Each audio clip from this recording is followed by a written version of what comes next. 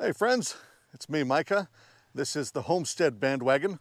I am standing in the weeds, about to whack them with this weed whacker. Or, if there's any lawyers watching, a string trimmer or line trimmer or brush cutter or whatever we're supposed to call it that's not a name brand.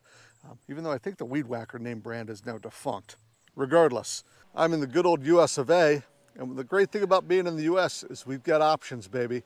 So this particular line trimmer head right now has a line head on it. But again, we got options out here, baby. There's plastic blades you could throw on these suckers. And because this is the land of the free and the home of the brave, we've even got metal blades that we can use on our line trimmers. As long as the government says they're safe to use, then we've got the liberty to use them. Anyway, I've got some different heads to go on this Stihl trimmer. They are all Stihl branded. I like the OEM stuff. You know, you spend a bunch of money on a piece of equipment. If you want to use OEM equipment with it, it's a good way to make sure your warranty stays intact. And also I work at a Stihl dealer, so I have access to these things. But we're going to compare some line heads to a Polycut blade head, and then compare that to some metal blade options. And yeah, I don't know, we'll just have a showdown here, see what works the best.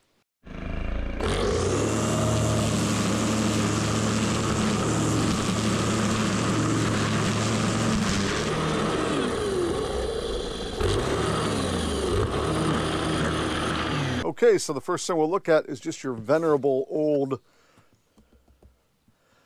bump head, right? So Stihl will call these AutoCut heads. They have a couple different kinds of AutoCut heads, but the idea is the same on all of them. The string is contained within this unit. It's wrapped around. This thing spins. As the line breaks, you bump the head against the ground. The spring causes the innards of this thing to spin and release more string. And then on your deflector, if I had cleaned this before I thought about it, there's a little cutter here, so it'll limit how long the line can get. Things to keep in mind when running line, a lot of people will take these guards off. The reason this deflector or guard or whatever the heck they're legally supposed to call it exists is A, to cut the line to the ideal length for this machine. If your line gets too long, it bogs down the engine. You don't get as much power or as much speed. You're not doing as much good as you think you're doing. I've heard people make all sorts of excuses as to why they do it. It makes no sense.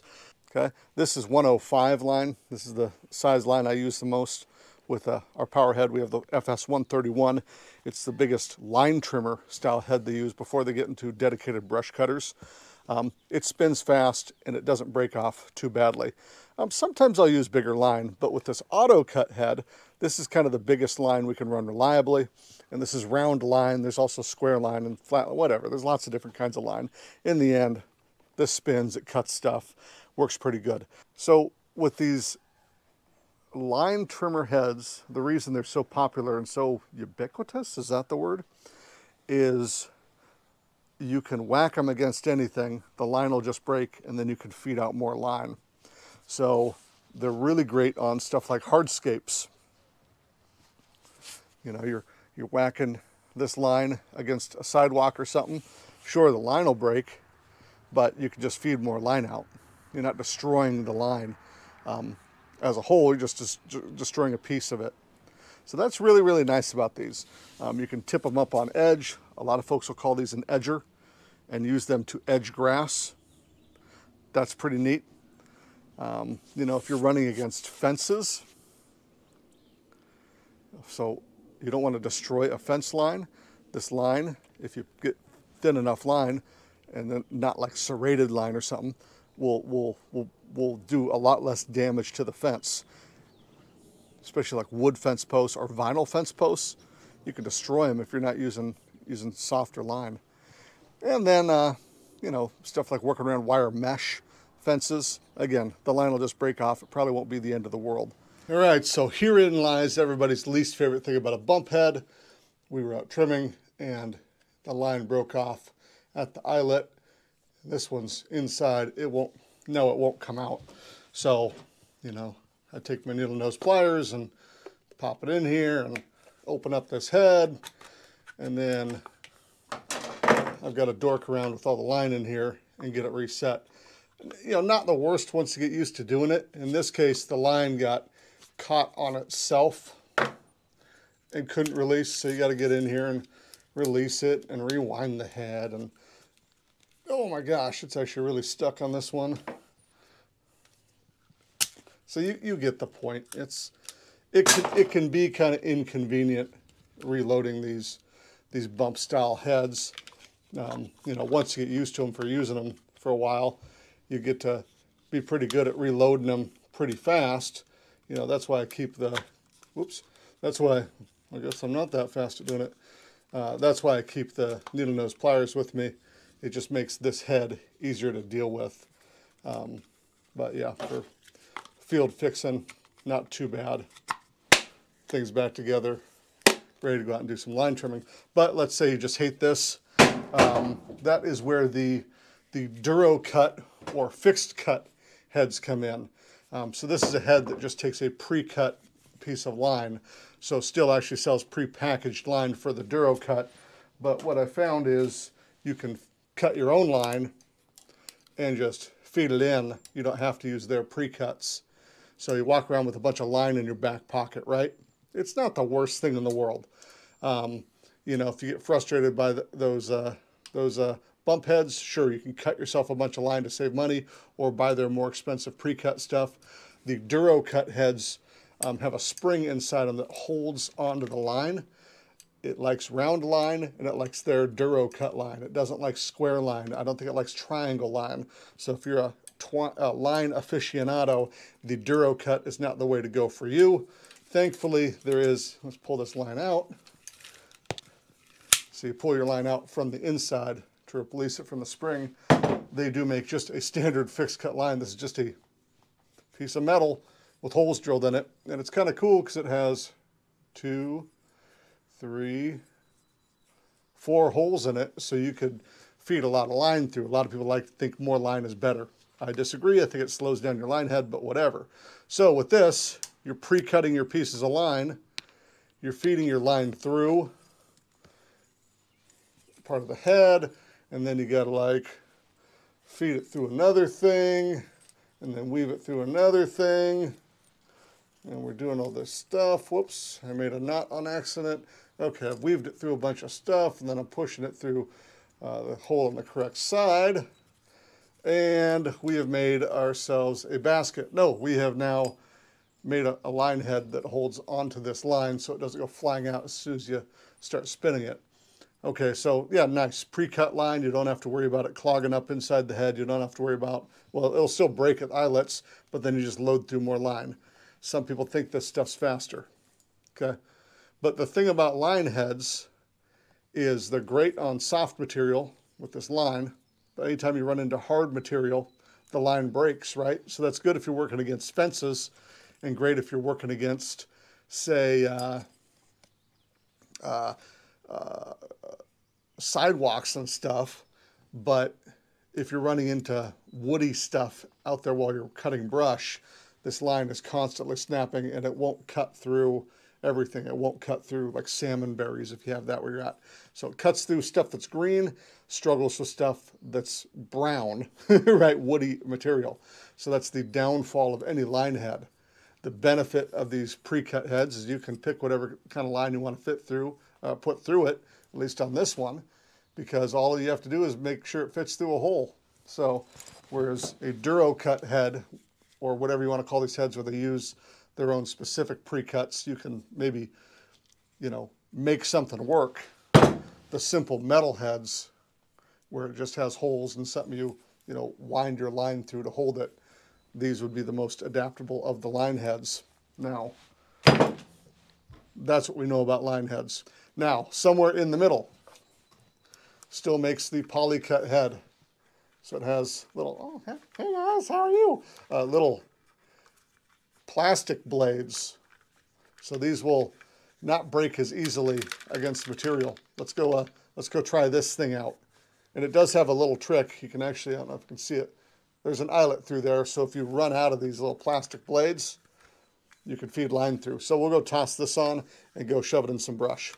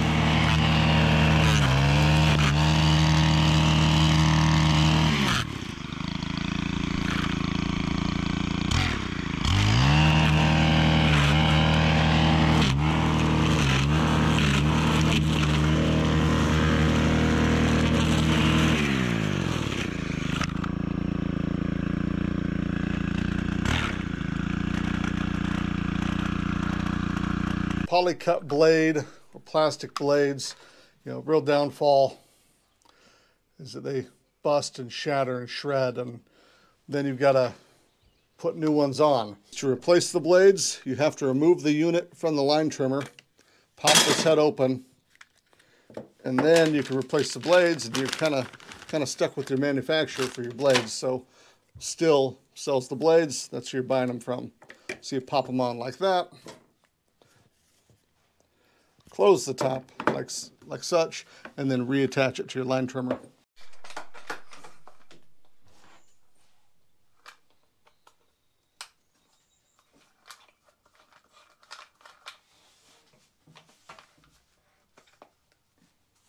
I don't see a huge benefit to these over a line head, except that they're a little tougher. So I guess they can run into harder material and cut through it a little bit better. But in my experience, they break off pretty easy anyway. They kind of have to. If they're too hard and not flexible, I don't think they'd be OSHA approved or something. So what happens when the plastic blades aren't even enough? Well, then you start getting into metal blades. Everybody ends up there someday. So this is a Stihl grass cut blade, 4-sided. They do make like an 8 or 9 or 12 tooth one. I've never used it, never even seen one available for sale where I'm at. This is a 4-tooth. So this will kind of saw through grass and heavier material.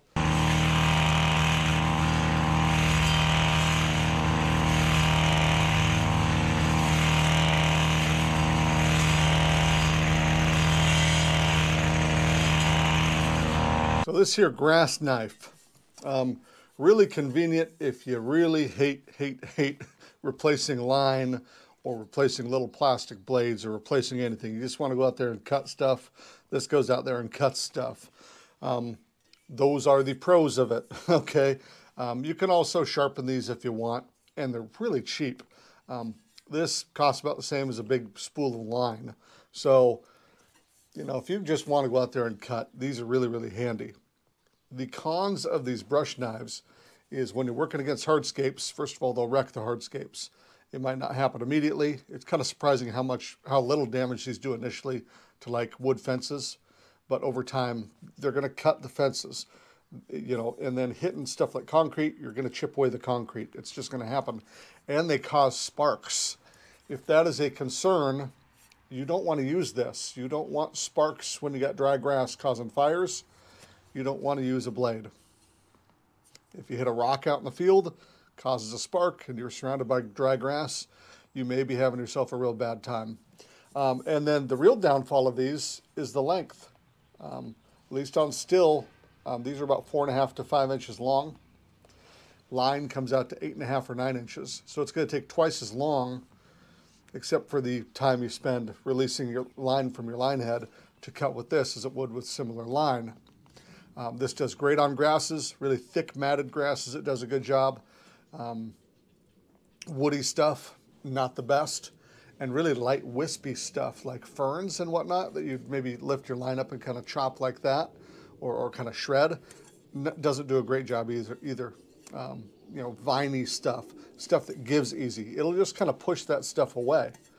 From there, you could go to a brush knife. So longer cutting surface, you know, more space between the cutters. It actually cuts a little slower than line, right? Because there's, I don't know, I assume more weight here, but it'll saw through heavy material.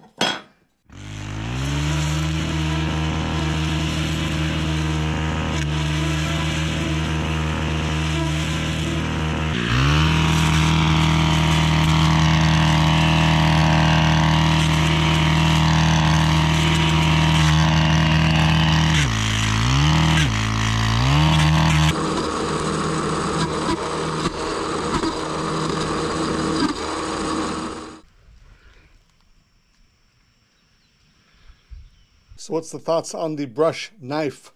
I like the brush knife better than the grass cutting blade. It cuts through grass better and faster. It deals with wispy light stuff better, and it cuts wood stuff better. So whereas this would kind of chunk and bump and, you know, bounce off of wood stuff, this would actually kind of bite in and cut it a little better. This guy, if you put it in an angle and swung it like a golf club will cut wood, this one's a little less effort. But you know, neither of them shreds grass as well as a line head does. So, you know, if we're mostly talking about grass, this brush, a line trimmer does better than this. It just cuts it down to the ground. It shreds it. This one will cut through it. It's not too slow, and it'll cut through woody stuff really good. But what about if we got some really extreme stuff? Well, let's try out this this chisel tooth cutting blade.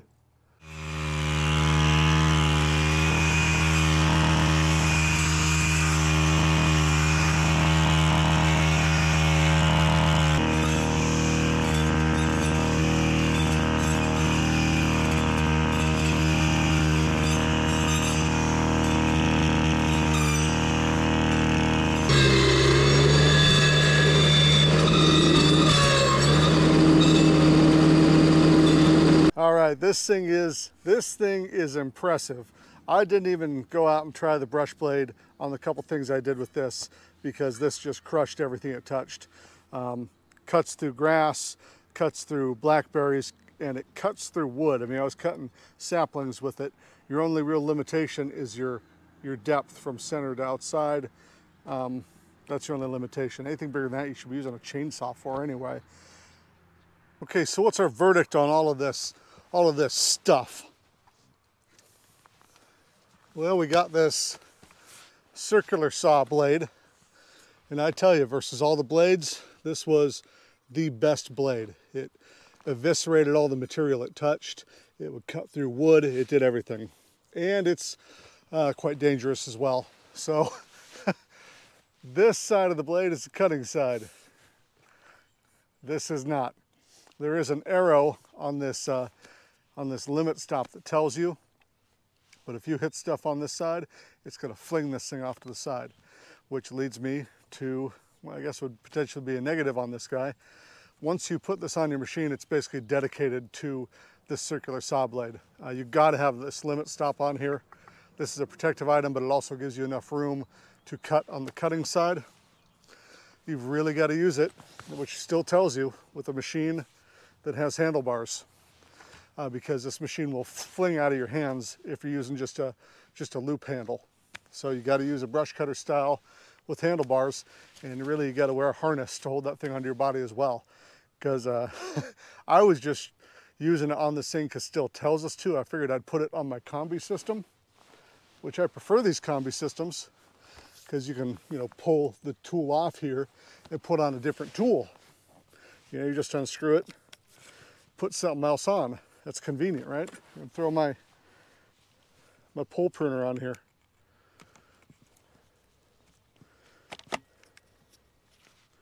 Really fast and go do some chainsaw action. But you're not gonna run that loop handle style machine with this circular saw blade. So for overall best blade, definitely the circular saw blade. But you're going to have a machine dedicated to it, and you better hope that you already have the right machine, which is one with handlebars. And also, it has to have a certain amount of power. So you'll have to check specs, I guess. But how about blades versus line head, right? Well, I'll tell you, for around the property in general, a line head is better. It won't cause sparks. It's faster to cut. It mulches stuff up better. It's better around hardscapes. You can edge with it. It's more adaptable. So that's easier, you know, and everybody says, well, what about that Polycut head you were using? This thing, I don't want to exaggerate, but in my opinion, this is a steaming pile of garbage. These things get beat up so fast, and then you have to take the whole head off, put new ones on. What a pain in the neck. And if you don't have a Stihl dealer nearby, you can't get these fins, whereas I can go buy line at the hardware store. So I prefer a regular line head. And then between a bump head, you have to bump to release, and a pre-cut head, that's going to be personal preference. There's sometimes I just go out with a pre-cut head and a bunch of pre-cuts in my pocket with some thicker line, because you can only fit a certain size of line through your bump head. That's personal preference, but for the most part these days I've been going out with a bump head. So what's the best? The answer is it depends. I can say out of all the blades I liked the circular saw blade the best, and if I had to pick a string style head, I just barely go with a bump head because I know how to use them. You know, I keep my tool with me to open it up, redo my string, and it's back on. And if I'm doing a big wide open field, I would do string over a blade any day of the week. So I guess what I'm saying is if I had to pick one, the best, it would be the string head, it would be the bump head, the good old-fashioned bump head that everybody hates. Sorry, baby, you're never gonna beat the best, and this is it. If you disagree, tell me, but I'm right. It's the bump head with the string. All right, guys, treat each other well. Have a great one out there. We'll see you around.